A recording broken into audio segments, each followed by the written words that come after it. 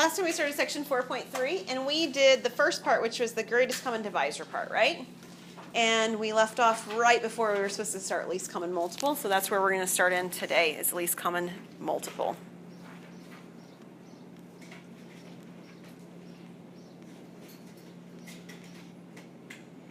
Okay. Does your paper say least common multiple LCM? Okay. Good.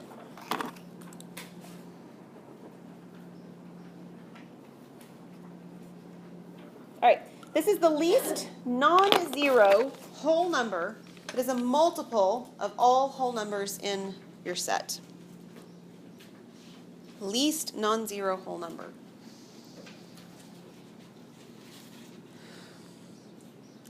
All right, we talked about this last time. The word divisor, or the word greatest, is an adjective that was modifying the word divisor.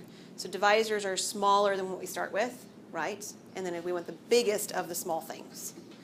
Same thing's happening here. We've got the word least. The word least here does not mean it's small. The word least is an adjective describing the word multiple, and multiples are bigger than what we started with. So one way to think about multiples is it's the multiplication tables, right? The multiples of 3 are the multiplication table of 3. 3, 6, 9, 12, and so forth, okay? So least common multiples are larger than greatest common divisors. You guys okay with that? All right, the language makes it sound kind of funny. There are several methods we're going to go with to take a look at finding least common multiples. The first one is the number line method, or sometimes called colored rods. When you're teaching this with young children, colored rods are a fantastic way of doing this. I mean, they actually have manipulatives. I should totally get some, but we don't have them in the department at the moment. They have these colored rods that actually are different lengths depending on how long they are. So like the ones that are 5 units long are all red, but the ones that are 7 units long are all green, or something like that. And what you actually do is you just line them up end to end until they match, right? All the same lengths, and you line them up, and it's really cool. Well, we can do the same sort of thing visually on the screen, and that's what we're going to do here. So these are, you show multiples of a number on a number line in the intervals of each value, and then you find the first value at which the intervals coincide. And kind of like when we did the listing method for the greatest common divisor, this works pretty well for small numbers, maybe not quite so well the larger the numbers are, and especially the longer you have to go to find a multiple that matches. So we're going to do an example with the numbers 6 and 15. So I'm going to draw a number line. My number line is going to include the numbers from 6. I'm going to start with the value 6, 0 to 6, excuse me. And so in some sense, I'm making jumps that are 6 long. So this is a 6, and then I'm going to jump 6 more. This is 12. I'm going to jump 6 more. This is 18. And I'm keeping jumping by 6s every time, so sometimes that's called skip counting as well. 24, 30, I'll go 2 more, 36, 42. I'm kind of out of space, so I'll stop there. So these are multiples of 6, right? Shown on a number line. Visually, they seem like they're about the same distance apart. I'll change colors. I'm going to do now jumps of 15. Okay, so 15 is going to be somewhere in between 12 and 18. So here's my 15 mark. And then where will the next mark be after 15? 30. And 30 is already on my diagram, so this right here would be the least common multiple.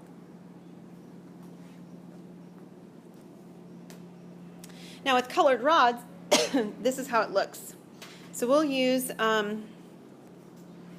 pink for the value 6.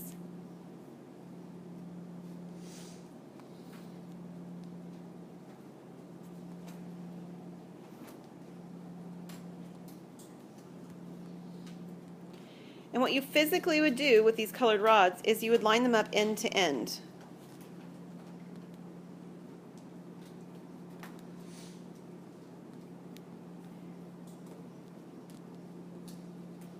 These are each 6 long. I kind of am cheating because I know I need 5 of them right, because I already did the problem a different way. And then I need to do the rods that are 15 long, and I'll do blue for that one.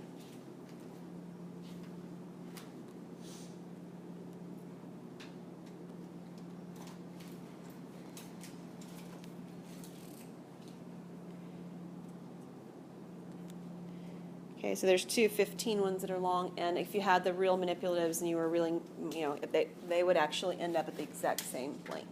That's be your least common multiple. So the least common multiple is the number 30, 30, not how many of those things it took to get there, but the actual number that they both landed and hit on, 30. Okay, is everybody good with that method? Okay, another method is called intersection of sets.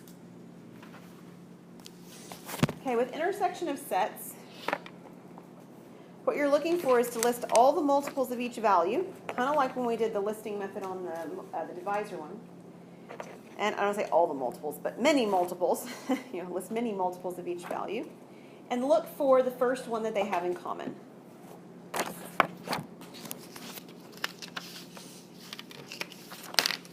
Okay, so our example here is slightly larger numbers, just for the sake of a different problem more than anything. We're going to do 12 and 15. So we're going to list multiples of 12. So basically like multiplication tables, right? What is the first multiple of 12? Before 12. 12 will always, the number itself will always be included in its own list. And then we got 12 and then 24 and then 36 and 48. Let's do 3 more of them. What comes after 48? 60, 72. Next one's 84. And then I'll stop. Okay? And this keeps going, of course. And if you don't end up going far enough, you just go back to the list and keep going until you find the one that matches, right? 15's next. Did you have a question, Alyssa? No. Okay. So 15 will be its first number, 15, and then 30. We already did that a minute ago. What comes after 30? 45, and then 60. And as soon as we find one that matches, we could stop. If we didn't sort of see it right off the bat and we kept going, it'd be okay. It wouldn't hurt anything. We've got a couple more here going on. But the first one in the list that matches would be our least common multiple. So we can do the same notation that we did last time where you put LCM 12, 15. Again, I don't care that you use that notation consistently. I just do want you to know what it means when you see it. This is equal to 60. So you can abbreviate it, just say LCM equals 60. That'd be fine too. Okay. Again, that's great when the multiple occurs pretty quickly in the list. Okay? Sometimes that just doesn't happen very quickly too, in which case you might be making a very, very, very long list.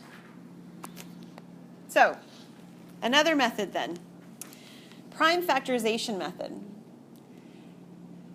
Now these 3 methods, all 3 of them, could be used for 3 numbers or 4 numbers or 5 numbers and finding their least common multiple. Okay, so all of these could be used for multiple lists of numbers. The basic idea is to construct the prime factorization. Okay, all the prime factors, we've been working on that for several days now. Choose all the prime factors in each factorization, not just the ones they have in common. Greatest common divisor, we only looked for what they had in common, right? For least common multiple, we use everything, all of them. And then, instead of listing the smallest thing that they had in common, right? I didn't say that right.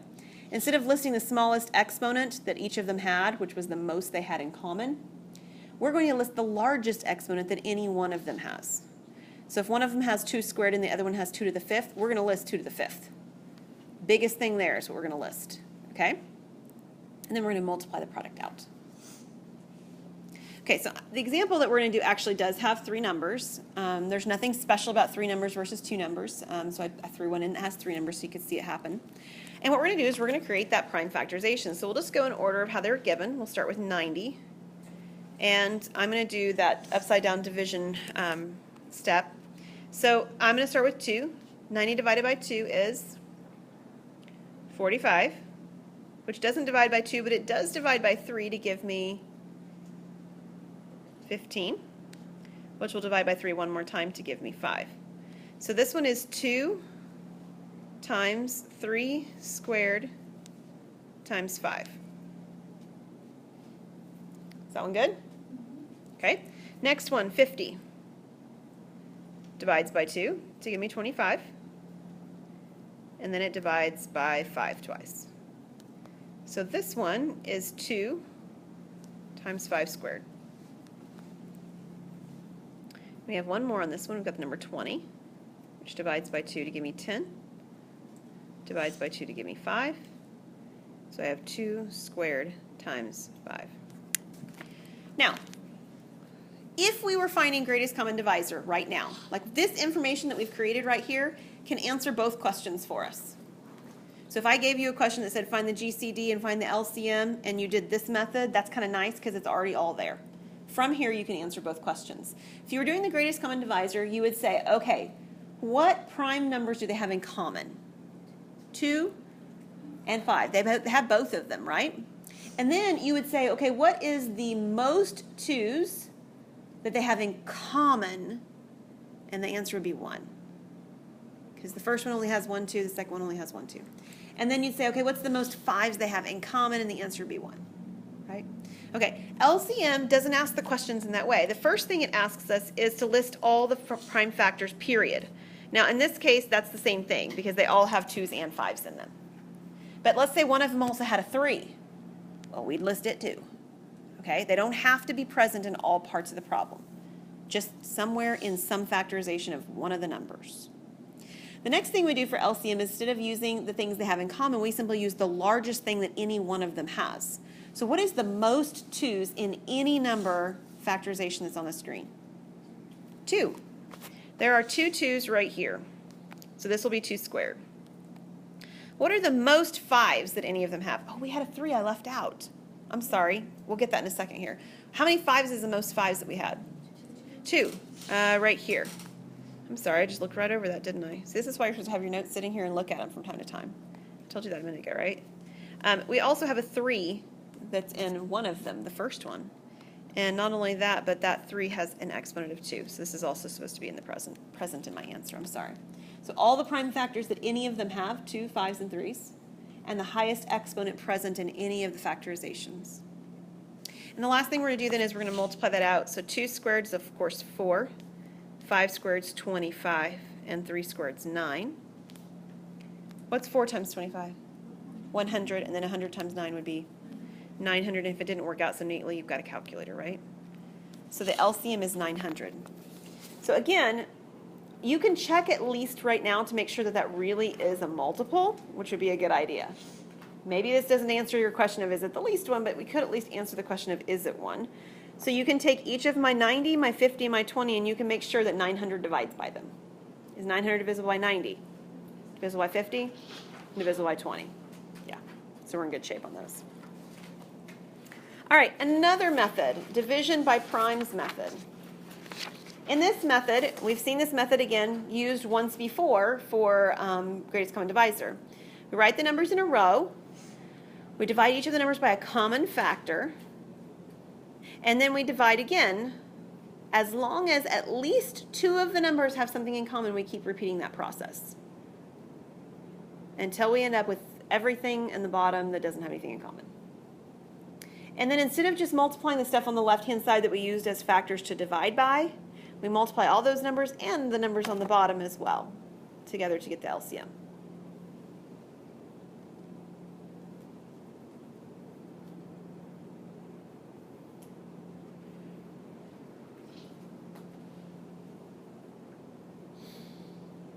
You guys ready to try one? Okay.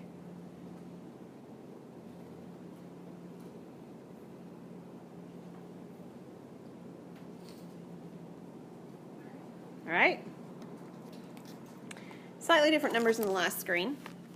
90, 100, 20. So we're going to write them in a row.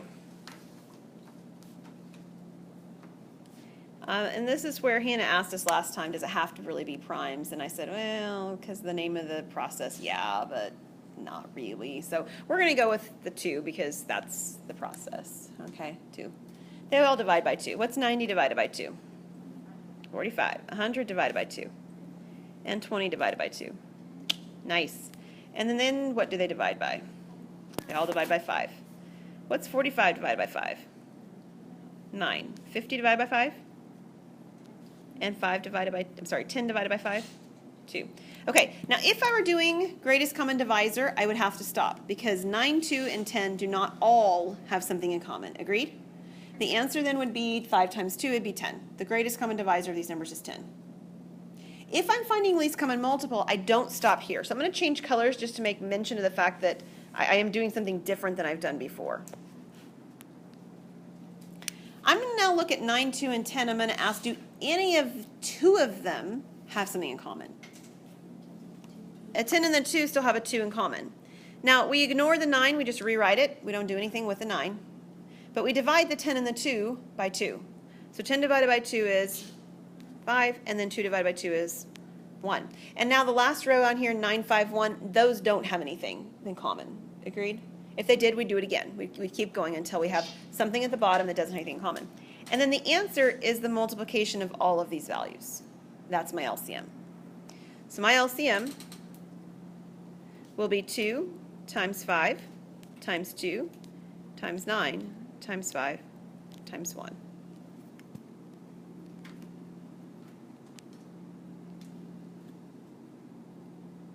What do we get? It's 900 again, yeah. And again, it'd be a good idea to make sure that that really is a multiple of 90, 120, and it is. That didn't tell us it was the least one, but at least we checked part of the description. It is a multiple. All right. If I can use mostly the same methods to find greatest common divisors and least common multiples and just sort of make these changes at the end, there must be a relationship between them, right? And there is. There is an equation that relates the 2 of them together. When you have a greatest common divisor and you have a least common multiple, this only works for 2 sets of numbers, A and B, okay? Like my last problem where I had 3 numbers, this doesn't work for that, okay? But a greatest common divisor and least common multiple. If you multiply them together, it's the same thing you get when you multiply the 2 numbers themselves together. It's kind of weird, yeah? Okay, so we did an example last time with the Euclidean algorithm. Remember, it was this funny division thing where we divided the remainder and the quotient, and we kept going until we got a quotient or a remainder of 0? Okay, so flip back over there for a moment. It's problem number 4. And in problem number 4, last time, we found that the greatest common divisor of something, 72 and 126, was something. What was it? It was 18. Okay, so that's the results from example number 4. We're going to find now the least common multiple. Okay, so what do we know? Well, we know that the greatest common divisor times the least common multiple is supposed to equal these 2 numbers multiplied together, 72 times 126. That's what this formula told us. The greatest common divisor times the least common multiple is the 2 numbers multiplied together. And our 2 numbers are 72 and 126. And we know the greatest common divisor is 18. So can we find 72 times 126? Sure. And then what would we need to do? Divide by 18. So if I already have one of these values, do I really need to do a lot of work to find the other one? Not really. I have a simple relationship in the form of a formula that I can use. What do you get when you take 72 times 126 divided by 18? 504.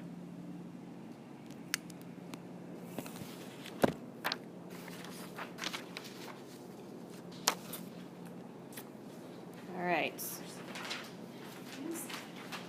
So who has this section? Who has 4.3? Megan. All right, so Megan, these next questions are the kinds of questions you would be looking at for your presentation. You're not going to use these ones, of course, but this is what we're talking about. These 2 questions, number 10 and number 11, are context questions about least common multiples and greatest common divisors. That's what they are, okay? Here's the first one. I want you guys to tell me, after reading it, I'll let you read it to yourself. Don't say it out loud. Wait.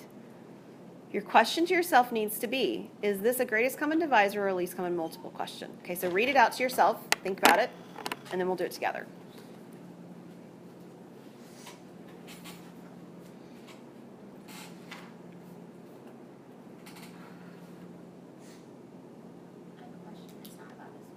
Mm-hmm. Is greatest common divisor also referred to as greatest common denominator? It is when you're talking about fractions. So yes, when you're looking for a greatest common denominator, no.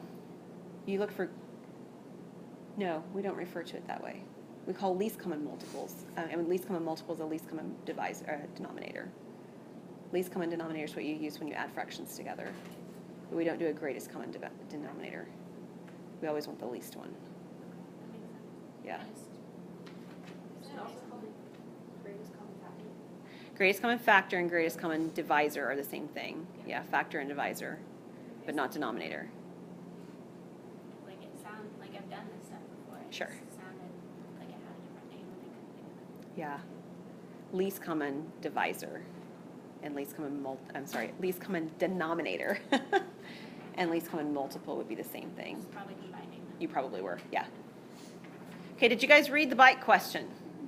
Okay, there's some things in here to be aware of that you probably don't even think are that important. It just sounds like there's a whole lot of language. But these details actually are necessary, otherwise the problem won't work. The fact that the completers, that the racers start at the same time and in the same place, and that they're going the same direction, it matters. Otherwise this problem won't work. And they have to continue at the same pace. If they slow down or they speed up, this problem doesn't work. You guys with me? So those are actually details in here that really matter, otherwise the problem doesn't work at all. Is this a least common multiple or a greatest common divisor question? It's a least common multiple. Okay, you want them, if you think about this, this is kind of like that colored rods question. It's just they're doing it as circular path instead of linearly. Okay, so there's two bike riders ride around a circular path. First rider completes one round in 12 minutes, the second one in 15 minutes. If they both start at the same time, at the same place, I said that backwards, but going in the same direction, and if they continue at a consistent pace, after how many minutes will they meet again at the starting place? Right, they're going to cross each other elsewise on the path, right? But this is at the starting place. So we want to know what is the least common multiple of 12 and 15. And I'm going to show this one with that division by primes. 12 and 15. What do they both divide by? 3. That gives me a 4 and a 5. 4 and 5. Do they divide by anything else? They do not. My least common multiple is the three numbers multiplied together. 3 times 4 times 5. What does that give me? 60. 60 what? Minutes. Yeah, be careful depending on how the problem or question were asked. You know, I mean, we could actually ask too, how many laps did each kid make, right? That would, the 60 wouldn't answer that question, but could I find the answer if I know they each rode for 60 minutes and one of them is making laps at 12 minutes per lap and the other 12 minutes per lap and the other one at 15 minutes? Sure. So the answer is took 60 minutes on this one. What's that? It would be lap 5 and lap Right. 4. So one of them actually went further, right? Because the other one's taking longer. Yeah. Okay, good deal. Another one. Read through this one.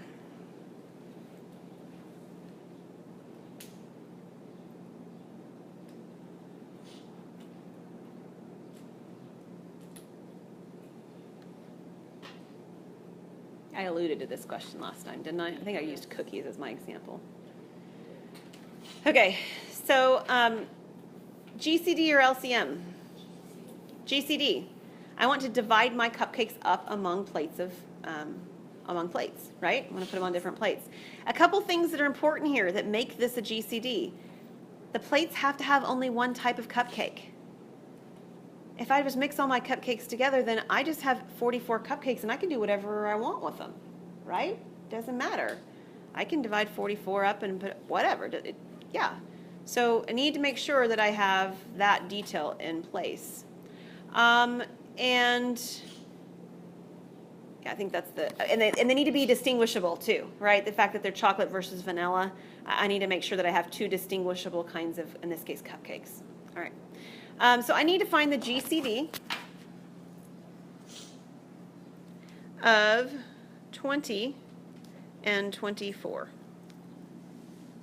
And I could do division by primes. I'm going to do prime factorization just so that we've done a different method to see how it works again. Remind ourselves. 20 divides by 2 to give me 10, divides by 2 to give me 5. So this is 2 times 2 times 5. 24 divides by 2 to give me 12, and 2 to give me 6, and 2 to give me 3. So this is 2. In fact, the way I had written them before, let me do it that way. This is 2 to the third times 3.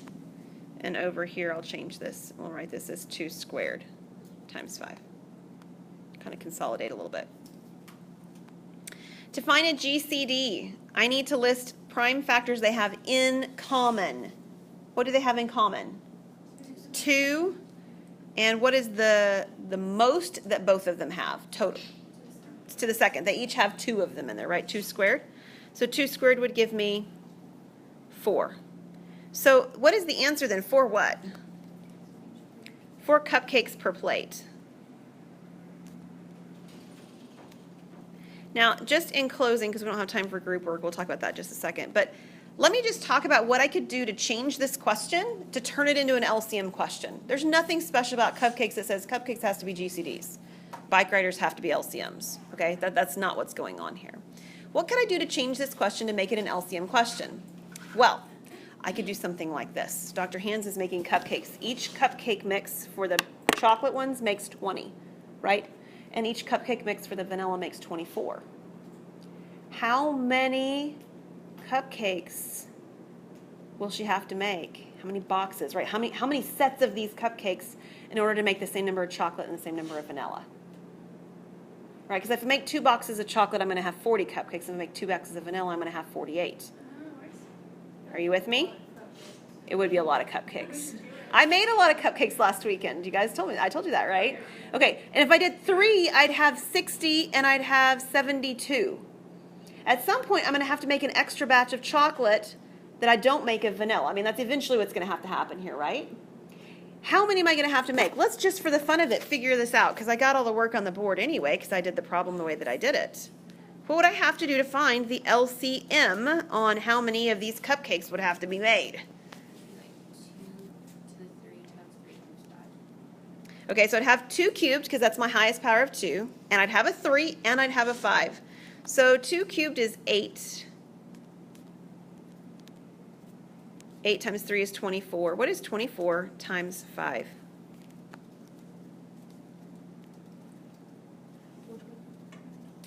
120, I think. Is it 120? 120. So I would have to make 120 of each kind, right? 120 chocolate, 120 vanilla. So then how many batches of each would I have to make? Could I ask that question and answer that? Sure. If I made 120 and they're in packages of 20 for the cupcakes that are chocolate, I would have 6 boxes of chocolate cupcakes that I made, right? How many boxes of vanilla cupcakes would I have? It's 5. Yeah, it's 120 divided by 24 is 5. Okay, so that's a variation of an example to show you that I could be talking about the other thing too. Occasionally you'll see questions that'll relate hot dog buns and hot dogs, because you know they're not packaged the same, right? Yeah, it's one of those really kind of not so nice things those manufacturers do. Yeah. All right.